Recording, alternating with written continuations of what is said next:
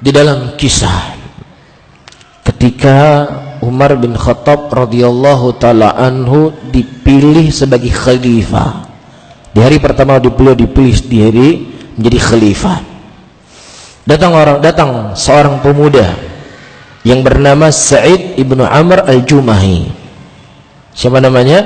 Sa'id bin Amr al-Jumahi. Dia memberikan nasihat dan wasiat kepada Umar.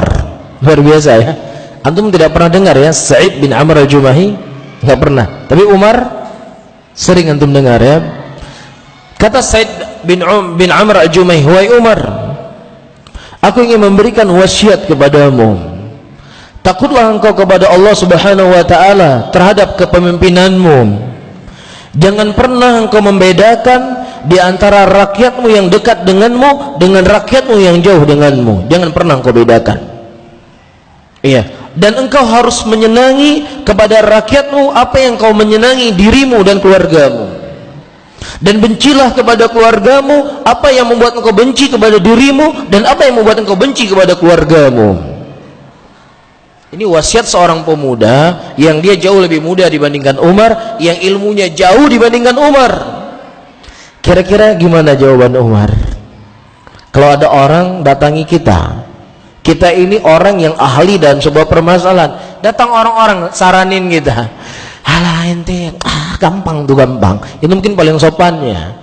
"Ente nggak percaya sama aku? Siapa aku ini? Ini sertifikat sudah banyak sekali ya. Sertifikat 1, 2, 3, 4, piagam sekian banyak. Nggak percaya ente keahlian saya?" Mungkin kalau kita seperti itu, ini mungkin paling sopannya. Ya, kalau kami orang Aceh, mungkin orang Aceh ya. Ada orang Aceh di sini? Nggak ada. Nggak ada ya. Mungkin orang Aceh akan mengatakan be kapurno canggu melango. Tuh, jangan ajarkan kodok berenang. Kodok kok diajarin berenang. Tapi tidak demikian. Komentar Umar bin Khattab ketika ada orang pemuda yang lebih muda darinya, yang lebih jauh ilmu dibandingkan beliau. Beliau mengatakan, "Wahai Sa'id, saya bukan orang yang pantas untuk menjadi seorang khalifah. Saya tidak mampu untuk mengemban tugas yang begitu besar."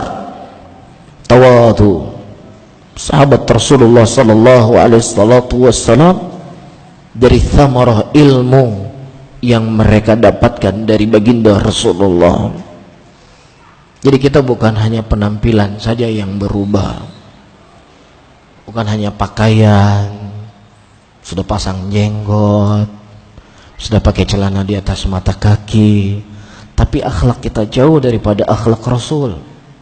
Kita ingin mengikuti sunnah Rasulullah zahiran wa batinan. Fisik kita dan juga apa yang ada dalam hati kita mengikuti akhlak Nabi Muhammad.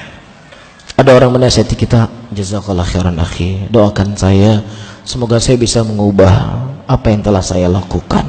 Sudah, setelah 1 minggu, 2 minggu, "Ya akhi, saya banyak sekali hal yang saya jalani dalam kehidupan kita dan kehidupan saya, terlebih setelah engkau menasihati saya sangat bersyukur. Tetapi saya juga tidak ingin menghalangi kebaikan saya juga kepadamu. Saya ingin menasihati kamu begini dan begini.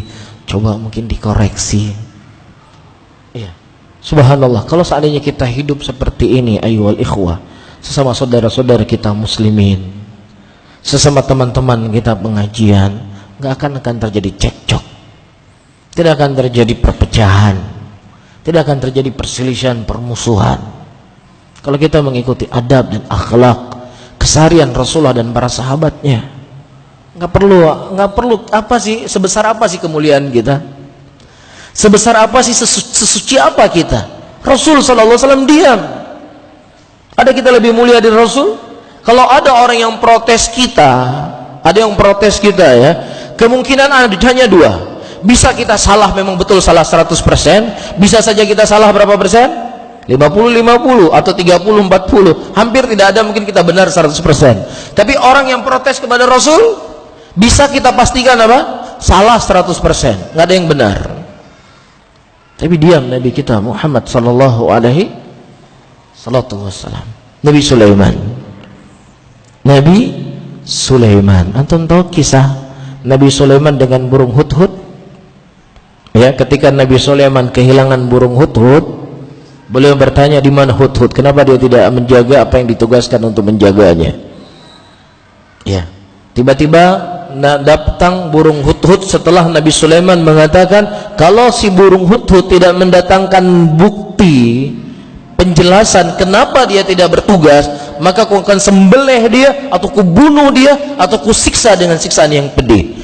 Tiba-tiba datang burung hudhud, ahattu bima lam tuhit bih, wahai Sulaiman, sesungguhnya aku mengetahui sesuatu apa yang tidak engkau ketahui.